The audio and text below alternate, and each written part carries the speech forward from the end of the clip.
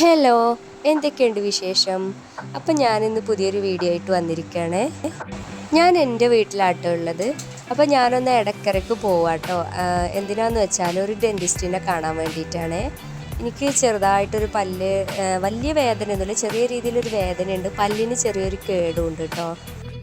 അപ്പോൾ ഞാൻ കയറിയ ബസ് ഇടയ്ക്കിടയ്ക്കാണെങ്കിലും അത് വഴിക്കടവ് വഴിയാട്ടോ ഇടയ്ക്കിടയ്ക്ക് പോകുക.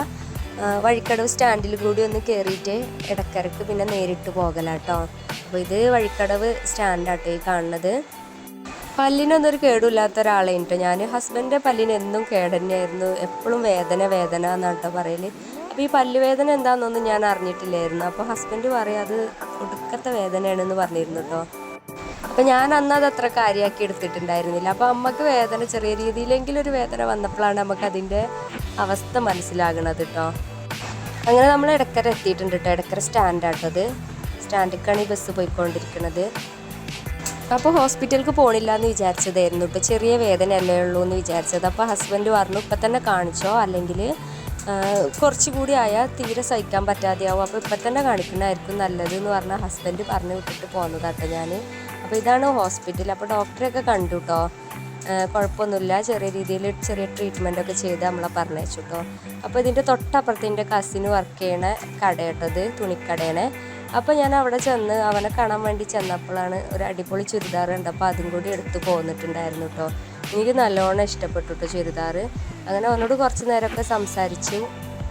ഞങ്ങളങ്ങനെ പല്ലിനൊന്നും എനിക്കൊരു കേടും ഉണ്ടായിരുന്നില്ല കേട്ടോ.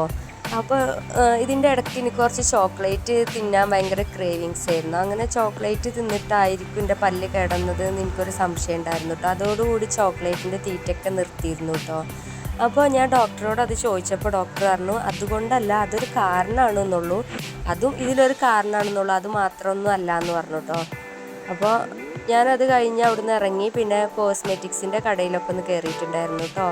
1-2 പ്രോഡക്റ്റ്സൊക്കെ മേടിക്കാണ്ടായിരുന്നു. അപ്പോൾ അതൊക്കെ മേടിച്ച് ഞാൻ പലചരക്ക് കടയിലും കയറിട്ടോ. കുറച്ച് സാധനങ്ങളും ഉണ്ടായിരുന്നു. അങ്ങനെ അതൊക്കെ കഴിഞ്ഞ് ഞാൻ ബസ് കാത്തു നിൽക്കുകയാണേ.